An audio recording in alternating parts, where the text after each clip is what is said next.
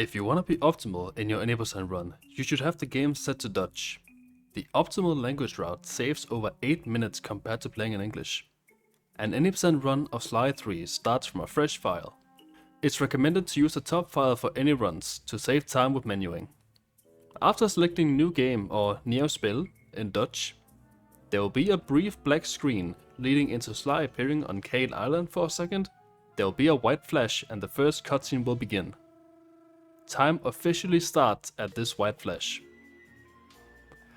After watching the intro cutscene, we gain control of Sly for the first time. Before we get into how to complete this first job, let's go over some basic movement tech for Sly. If you've played a Sly game before, you'll know that jumping and pressing the circle button is the solution to all your problems. It lets you sneak on tight ledges, run on ropes, launch from hooks, stand on monkey heads, and so on. You'd be surprised how far you can stretch these ledges. By jumping or double jumping, immediately followed by pressing circle, you can extend the ledge range and speed. We call these circle boosts. At this point in the game, Sly moves fastest while he's sprinting on the ground. Being airborne slows you down, crawling slows you down, looting slows you down, and so on. We want to minimize everything that isn't sprinting as much as we can. One tool we have for this is called the Scuff Boost, named after being a scuffed version of Sly 2's Square Boost. By pressing square a couple of frames after jumping, you can cut your jumps short, reducing airtime. This is used all over the run to save fractions of a second that slowly add up. One last detail to go over is the D-pad. Sly 3 regards the D-pad as a copy of the left stick, so any actions performed by moving the left stick can also be done by the D-pad. This is scarcely used throughout the run, generally in cases where we need to go in a straight line, and some prefer it for menuing. Now that we're familiar with our basic speed tech, let's get back to the job itself. You'll want to hold up and slightly left after leaving the cutscene to run towards the broken truck. When you get to this spot where the ground dips, you want to do a double jump circle boost, extending your jump as high as possible to reach the rope. Run along the rope until you can jump off and get to this middle bit, where you can scuff boost onto the platform and circle boost onto the rail to skip about half of it. Ride the rail until Sly falls off by himself and double jump into this cutscene trigger.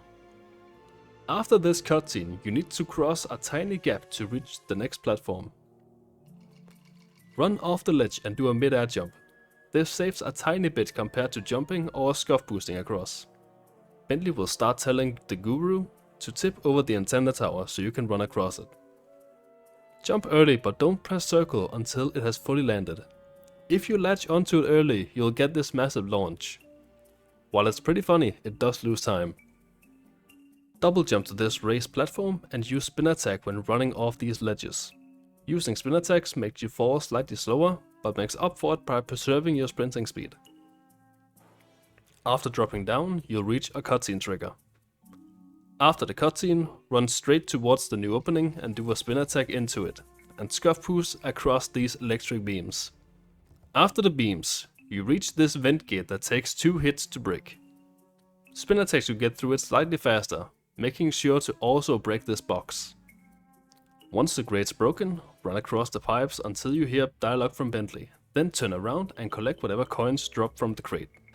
After collecting the coins, you're pretty much waiting for Dimitri to shut off the laser walls. In the meantime, fall into the laser floor 3 times to set up your health for a skip coming up later. If your health bar lines up with the left ear of this Sly logo, you're good to go. Hop on the elevator and wait for Dr. M and Richards to stop talking. After the elevator ride, run forwards and single jump circle boosts onto this rope, ending at a watchtower where we need to get onto its roof. You can go around it the intended way, which can be sped up by jumping across the ledge and latching back on, then scuff boosting onto the bounce pad at the end. High level runners, however, opt for what's known as the cane jump.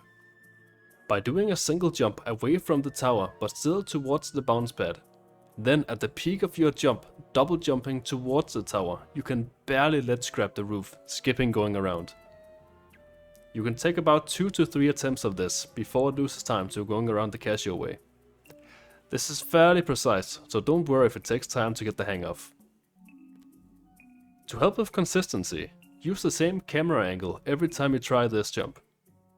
Most runners either turn their camera sideways or keep it as it naturally sits when approaching. A lineup I like to use is to jump towards this brown beam in the background, then double jump up left. Once on the roof, latch onto the 2 ropes and run towards the vault. When you get to the platform with the combination password, make sure to sprint towards it, before pressing the circle button to enter the code. If you press circle early, Sly will approach the lock at walking speed, which loses a bit of time. I recommend entering the 123 password with the D-pad, as it makes inputs more precise.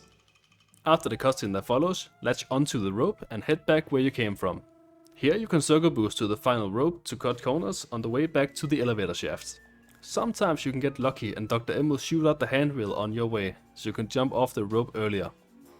Run off the ledge and press triangle to do a spiral dive to reach the floor earlier. From here we have to jump across this floating debris. Break the handrail and do a normal jump to the first table. You can pull off a scuff boost, but the timing is very tight and falling in the water is very slow here in particular. Scuff boost across the rest of the debris. Don't be afraid to throw in a double jump if you don't feel like you're gonna make it. Scuff boost onto this bounce pad and run out of the cave, breaking any roots or vines in your way. When you get to the staircase, you can clear it with 2 well-timed double jumps. Do a double jump when you get to this raised bit that slows you down, then double jump again as soon as you land on the first step. The second double jump has to be spaced out properly to clear the steps. When you leave the cave, it's time for the first of the run's many cutscene skips. By running into the water, Sly will lose his last bit of health and start drowning. In the meantime, Bentley will reach the river bank and start a cutscene. By having the cutscene play while Sly is drowning, the death fade out will overlap with the cutscene and respawn you after the cutscene would have finished. When falling into the water, make sure to stay near the shore. If you go too far into the water, you'll be outside of the cutscene trigger and won't get the skip. You can press square after leaving the ledge to start falling down faster. The amount of time this saves depends on how fast you were after reaching the bottom of the elevator shaft. As a rule of thumb, if you don't see Bentley move here, you're fast enough to do the cutscene skip. After respawning, you'll be in a boss battle versus Dr. M and his mutant. You can latch onto this fallen post, but it's wide enough to run across, which is faster. When you hit him for the first time, the mutant does a big swing, launching you back across the lake. You can dodge this by running to the right onto the grass. Then hit Dr. M a second time to finish the fight. After the second hit connects, the fight ends and the stage is over. During the run, this is where we would split as well. Before rounding off, let's go over a strat that's not used in the run due to its sheer difficulty, but does save time.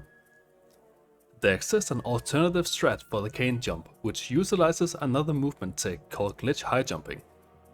Glitch high jumping lets you gain extra height for your jumps as Sly by giving you basically a triple jump.